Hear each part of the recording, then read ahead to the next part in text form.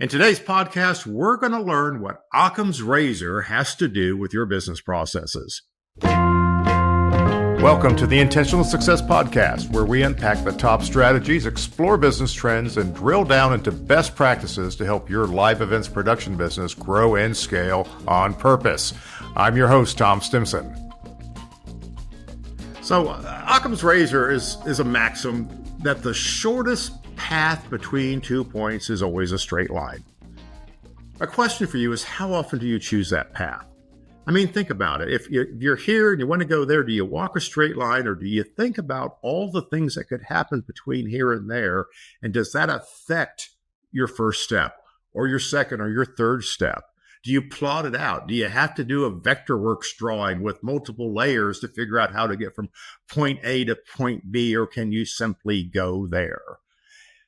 And I think too often in our industry, we overthink things because, well, one, we're really smart and we do complex things, and there's an infinite number of ways to get them done.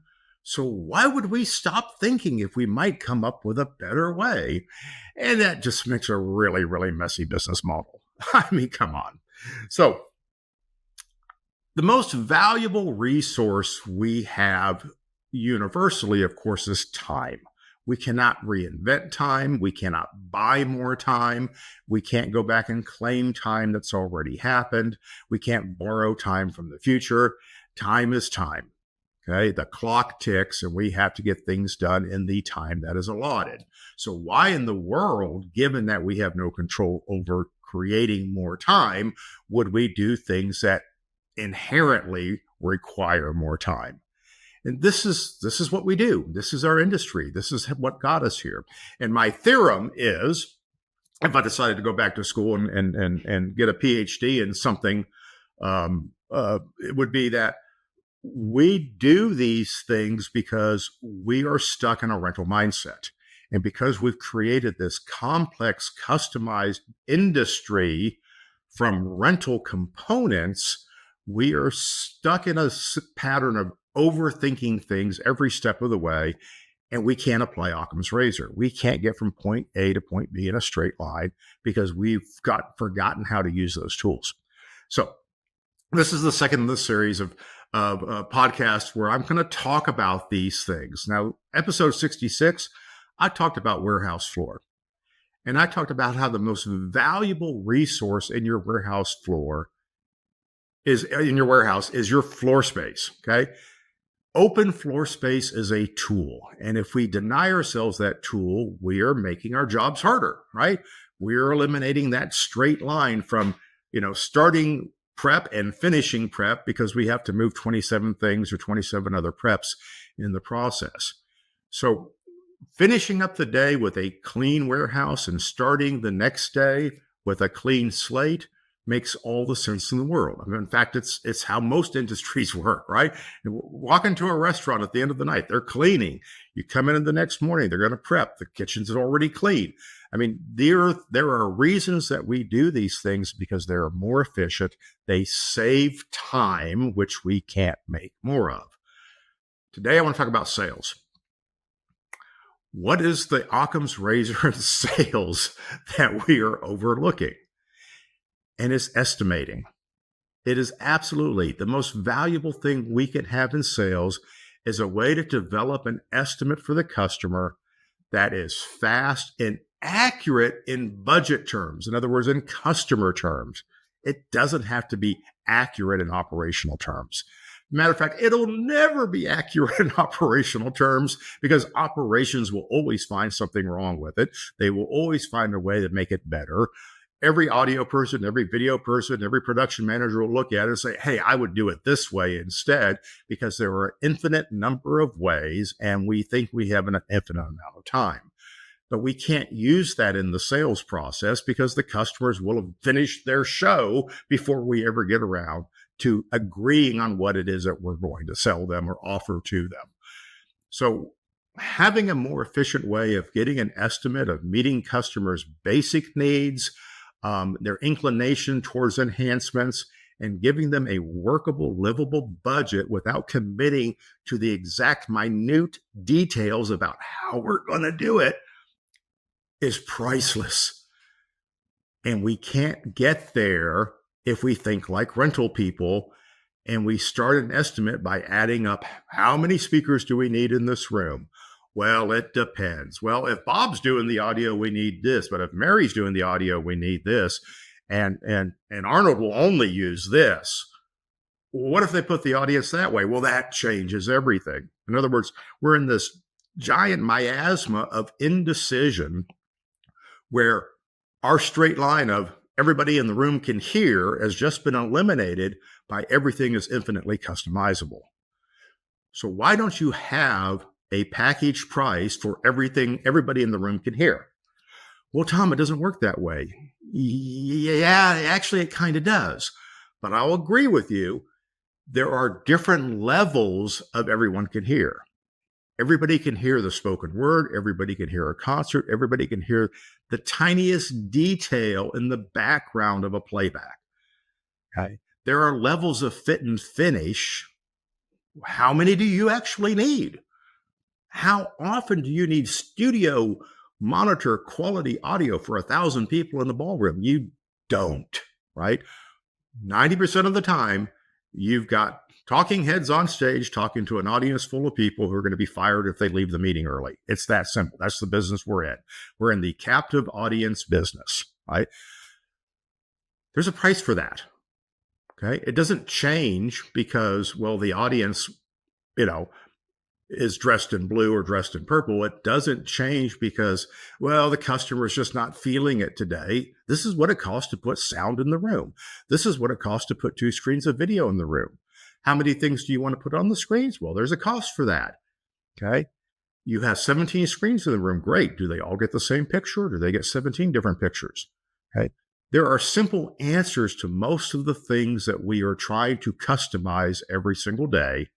And we need to put those packages together because if we can't put together a rational quote that has the right number of people, because that's the most important thing, and a budget or an allotment for equipment that was going to meet the technical needs of the application, then we haven't done our job, right? If we can't do that on a consistent basis, and if we think everything is custom, then we don't understand our job. So get rid of the rental mindset. Something many of you are thinking right now is that I can't put a quote together unless I know what's available. And the only way I know what's available is if we put in detailed line items. Stop. Just stop. Don't do that. Okay. You can always put a show together. Okay. Don't worry about what you have in your pantry until you've decided whether you're making breakfast, lunch, or dinner. Okay. We want to make dinner. We'd like to do this. Great. Let's look in the pantry and see what we have. We can make compromises, but the fact of the matter is we have a formula for dinner. We want to sit down for dinner. We want to have these major elements. Okay. Now, on this given day, this may be what's available at the market, or this might be available at the market. But the basic package of dinner, we can put that budget together. The same thing applies to shows. We need to be able to quote quickly, okay, and accurately in terms of the level of service that's required to meet this customer's needs. Because sometimes 1,000 people in a ballroom is an audio operator and some overhead speakers. Okay. Sometimes it's a very complex sound system with A1s and A2s and maybe some playback people. Oh, and you're going to record. Never mind all the other departments and lighting and video and scenic and everything else it takes to put a show on. Okay. But if everything is custom, nothing is finished. So my plea for you today is to learn how to estimate the what, not the how. If you're having to put in a line item to see if it's available, you have already lost the battle to win this job and win this customer in an uncommoditized fashion. And if you're never showing your clients all the detailed rental items that go into your order, then why in the world are you building that just to provide them a budget?